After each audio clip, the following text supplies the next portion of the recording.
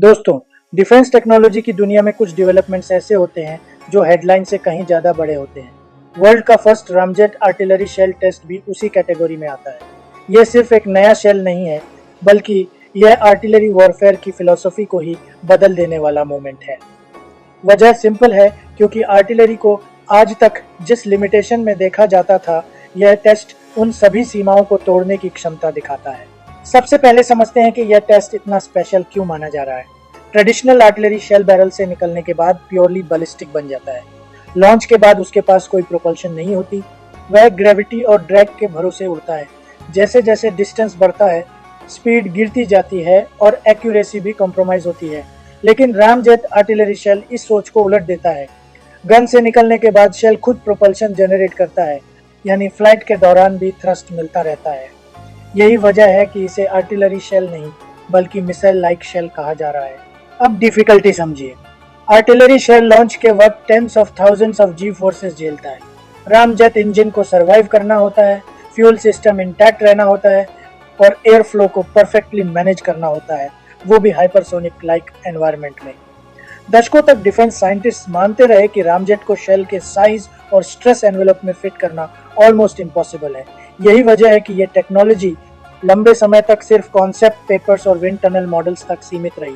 यही कारण है कि जब एक्चुअल लाइव फायरिंग टेस्ट में रामजेट शेल ने फ्लाइट सस्टेन किया, प्रोपल्शन एक्टिवेट किया और स्टेबल ट्रेजेक्टरी मेंटेन की, तो इसे ब्रेक थर अफ कहा गया।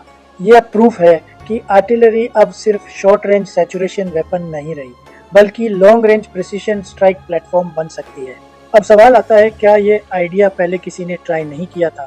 आंसर है, किया था, लेकिन सक्सेस रेट बहुत लिमिटेड रहा है। सबसे पहले यूनाइटेड स्टेट्स में 1990s और अर्ली 2000s में रैमजेट बेस्ड आर्टिलरी कॉन्सेप्ट्स पर काम शुरू हुआ।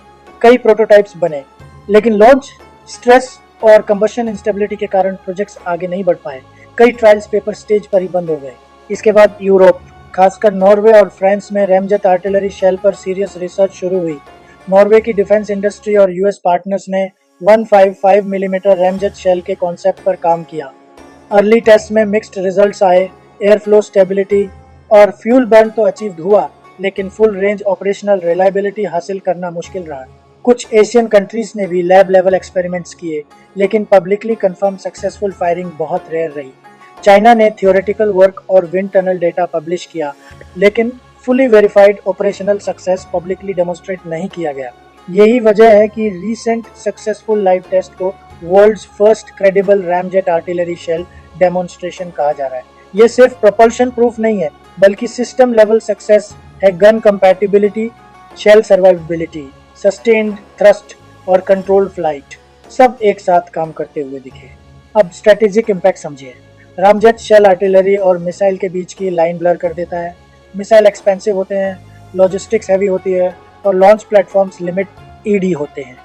आर्टिलरी चीप, डिप्लॉयबल और मास स्केल में अवेलेबल होती है। रामजेट शेल आर्टिलरी को मिसाइल लाइक रेंज और स्पीड देता है, वो भी एग्जिस्टिंग गन से।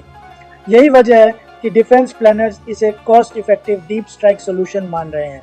बैटलफील्ड पर्सपेक्टिव से इसका मतलब है enemy artillery, logistics hubs, command posts और एयर डिफेंस नोड्स को डीप रेंज से हिट किया जा सकता है, वो भी एक्सट्रीमली शॉर्ट रिएक्शन टाइम में।